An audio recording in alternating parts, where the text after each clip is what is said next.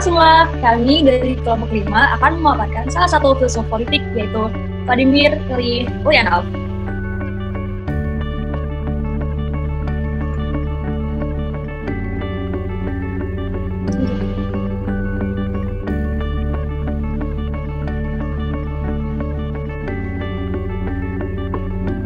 Vladimir Ilyich Ulyanov, yang lebih dikenal dengan nama Vladimir Lenin, merupakan seorang tokoh revolusioner komunis, politikus, dan teoretikus politik berkebangsaan Rusia. Pada akhir hayatnya, dia menjabat sebagai kepala dari RSFS Rusia dan menjadi kepala pemerintahan Uni Soviet. Dengan haluan Marxismenya, dirinya ikut mengembangkan gagasan politiknya dalam pemikiran Marxis yang disebut sebagai Leninisme. Gagasannya itu juga digabung dengan teori ekonomi Marx dikenal dengan sebutan Marxisme-Leninisme. Selanjutnya, saya Raden Agung akan menjelaskan mengenai lini masa kehidupan Lenin. Lenin lahir di Simbik, Rusia pada tanggal 22 April 1870. Dirinya berasal dari keluarga hamba tani yang mana merupakan golongan rendahan. Semenjak meninggal ayahnya, karena pendarahan otak, perilaku Lenin berubah menjadi tak menentu dan konfrontasional, serta dirinya mulai tidak percaya lagi pada Tuhan. Kemudian kakaknya Lenin, Alexander, yang mana tergabung dalam kelompok revolusioner, dihukum gantung karena perencanaannya mengenai revolusi terhadap Tsar Alexander III. Kemudian Lenin masuk ke Universitas Kazan. Ia bergabung dan menjadi anggota perwakilan Zemlya Sesvo. Kemudian ia mengikuti unjuk rasa melawan kebijakan pemerintah yang melarang perhimpunan pelajar. Lenin dituduh sebagai pemimpin untuk unjuk rasa tersebut. Di sini ia dikeluarkan dan diasingkan. Dalam pengasingannya, Lenin banyak membaca buku mengenai pro-revolusioner. Hingga saat membaca buku Das Kapital karya Karl Marx, dirinya tertarik pada Marxisme. Dan pada 1889, akhirnya menjadi seorang Marxisme. Dan kemudian ia sering menerjemahkan pamflet politik karya Engels ke dalam bahasa Rusia. Kemudian, di akhir 1893, Lenin pindah ke Petrograd atau sekarang disebut Leningrad. Di sana ia tergabung dalam kelompok revolusioner Marxis yang menyebut dirinya sebagai demokrat sosial. Kemudian ia memperjuangkan Marxisme dalam pergerakan sosialisnya. Ia sering memperjuangkan nasib kaum proletariat. Kemudian pada akhir 1817, karena nasibnya, ia diasingkan di Siberia Timur. Sejak pemberontakan berdarah rakyat Rusia pada tahun 1905 terhadap Tsar Nikolai II, kaum Bolshevik yang dipimpin Lenin semakin meluas. Kemudian pada 1917, Lenin sedang berada di Finlandia. Kemudian sedang berada di Finlandia, dia dipanggil untuk kembali ke Rusia. Kemudian di tahun itu, kerajaan Tsar runtuh dan kemudian diganti dengan pemerintah sementara yang dipimpin oleh Alexander Kerensky. Dan pada bulan Oktober terjadi revolusi Bolshevik. Kemudian, semenjak runtuhnya pemerintahan sementara itu, lahirlah Uni Sosialis Soviet Rusia. Lenin menjadi pemimpin baru negara tersebut dan kemudian pada tanggal 21 Januari 1924 dirinya meninggal dunia disebabkan karena penyakit pembuluh darah yang tak dapat disembuhkan. Kemudian jasadnya diawetkan di museum. Selanjutnya, nama saya Faiz Muti. Saya akan menjelaskan pandangan politik menurut Lenin. Menurut Lenin, Partai Revolusioner merupakan partai yang paling efektif jika terdiri dari para intelektual yang mengabdi pada pemimpin dari kelas pekerja. Seperti yang dikatakan olehnya, kesadaran berserikat buruh itu sangat diperlukan untuk melawan autokrasi negara Tsar yang menindas kaum buruh. Kemudian, Lenin menyatakan bahwa revolusi sosialis di negara kapitalis maju di Eropa gagal terwujud. Dalam bukunya Imperialism, The Highest Stage of Capitalism, ia merinci lebih detail mengenai pendapat Marx yang mana monopoli kapitalis pasti akan berusaha menjamin perkembangan lebih lanjut dengan menyerap wilayah asing dan memanfaatkan sumber-sumber dan penduduk pribumi. Pengertian ini pun, politik bahkan politik internasional, pertama-tama dijelaskan dalam kaitannya dengan kepentingan ekonomi yang mendasari.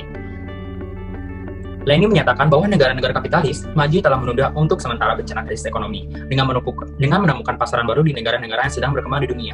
Kekuatan besar yang dimiliki oleh negara kapitalis ini digunakan dengan kepentingan dominasi kolonialnya. Imperialisme bagi Lenin memungkinkan kaum borjuis menguasai kaum proletar, pribumi, dan perang merupakan kelesuan ekonomi kapitalis. Bagi Lenin, kaum proletari di Eropa Barat telah tertipu dan sangat disibukkan dengan kesadaran palsu. Lenin menyatakan untuk melakukan revolusi perlu menggunakan teori tentang berantai terlemah. Maksudnya, kaum proletar Rusia dan para petani Rusia yang dipimpin oleh Partai Bolshevik akan lebih mudah karena mobilisasi revolusi karena imperialisme di Rusia merupakan imperialisme yang maju dalam mendapatkan pasaran luar negeri. Selanjutnya, pandangan Marxisme menurut Vladimir Lenin. Yang pertama ada negara. Menurut Vladimir Lenin, untuk membentuk suatu peradaban sosialis dibutuhkan sosok revolusioner yang dapat menciptakan negara sosialis yang memiliki peralatan produksi. Kemudian komunisme akan datang sendiri. Yang kedua ada kelas masyarakat. Selama periode sosialisme sebelum komunisme memang akan ada masyarakat tanpa kelas dan Uni Soviet adalah negara tanpa kelas. Yang ketiga ada uang. Menurut Lenin, seorang tokoh revolusioner harus terlebih dahulu menciptakan sosialis yang harus menggunakan uang karena komunisme belum juga tercapai. Selanjutnya yang keempat, ada kelahiran komunisme. Komunisme akan menurut Lenin, komunisme akan lahir dari bangsa Rusia dengan sistem semi-feodal yang ia pimpin, kemudian bertransisi pada sistem sosialis dan akhirnya memudar menjadi komunis. Selanjutnya, yang kelima, kaum proletariat. Menurut Lenin, kaum proletariat harus bangkit untuk melawan dan merebut alat-alat produksi yang dimiliki kaum kapitalis. Yang keenam, ada ideologi. Lenin sangat menolak terhadap fasisme, imperialisme, dan kapitalisme. Oke, selanjutnya saya akan menjelaskan tentang karya-karya tulis yang diciptakan oleh Vladimir Lenin. Yang pertama adalah What is to be done. What is to be done adalah buku yang membahas tentang ekonomi, lebih tepatnya. Di dalamnya Lenin berteori bahwa pekerja tidak akan secara spontan menjadi Marxis hanya dengan bertarung memperebutkan upah dengan majikannya. Dan dalam buku ini muncul juga pertanyaan-pertanyaan teoritis mengingat posisi Engels pada saat itu ada 3 bentuk perjuangan sosial demokrat, yaitu politik, ekonomi, dan teoritis. Yang kedua adalah buku Imperialism, The Highest Stages of Capitalism. Nah, pada buku ini Lenin menyatakan bahwa Perang Dunia Pertama adalah perang aneksasi, predator, dan penjarahan.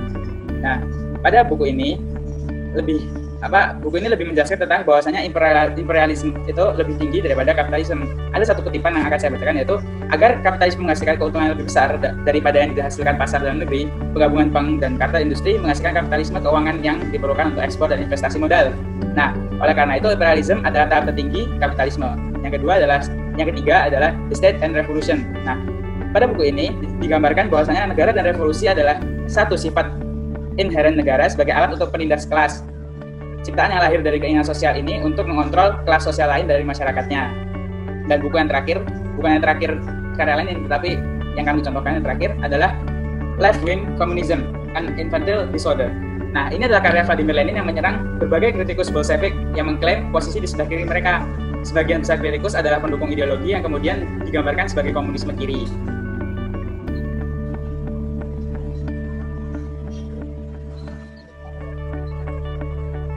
Nah, saatnya saya menjelaskan tentang perkembangan Marxisme. Marxisme adalah sebuah dasar dan teori komunisme modern yang digagas Karl Marx dan Friedrich Engels. Pemahaman ini merupakan bentuk protes terhadap kaum kapitalis yang mengorbankan kaum proletariat untuk kepentingan pribadi.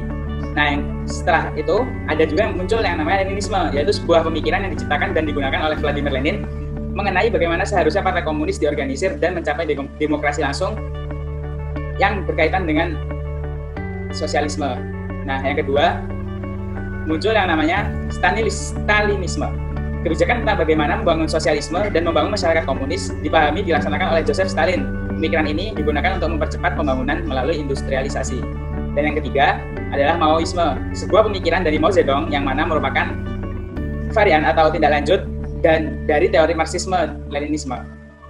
Oke, perkenalkan, nama saya Nailani dan saya akan menjelaskan masa kejayaan dan masa keruntuhan dari Leninisme. Di masa kejayaannya, dalam masanya, Marxisme-Leninisme dapat dibilang cukup kuat.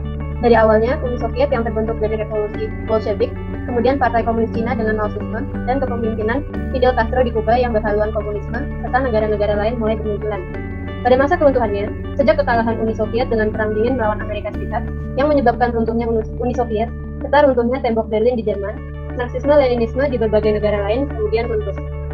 Selanjutnya, saya akan menjelaskan Marxisme-Leninisme di masa sekarang. Pada masa sekarang, masih terdapat beberapa negara yang menganut paham Marxisme-Leninisme, seperti China, Vietnam, Laos, dan Korea Utara. Sedangkan ada juga negara yang sudah tidak menganut Marxisme-Leninisme, sebagai contoh Indonesia. Pada pasca pemberontakan dan pengkhianatan G30 SPKI, penyebaran Marxisme, Komunisme, Leninisme dilarang di Indonesia. Larangan penyebaran hal ini bersamaan dengan pembubaran dan pelarangan PKI atau Partai Komunis Indonesia. Larangan penyebaran Marxisme, Komunisme, Leninisme dituangkan dalam Ketetapan MPRS nomor 25 tahun 1966, yaitu setiap kegiatan di Indonesia untuk menyebarkan atau mengembangkan paham atau ajaran komunisme, Marxisme, Leninisme dalam segala bentuk dan manifestasinya, dan penggunaan segala macam aparatur segala media bagi penyebaran atau pengembangan paham atau ajaran tersebut dilarang.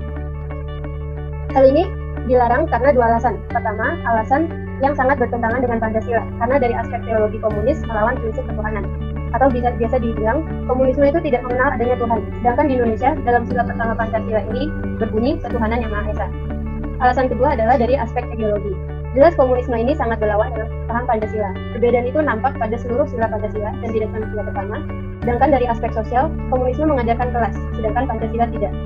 Dikatakan misalnya pertentangan antara kelas buruh dan majikan, kaya dan miskin, tuan dan bawahan, ini sangat rentan kalau berkembang di Indonesia yang berbasis Bhinneka Tunggal Ika. Sekian dari kelompok kami. Kalau dia seperti itu, jangan lupa like, comment, dan subscribe.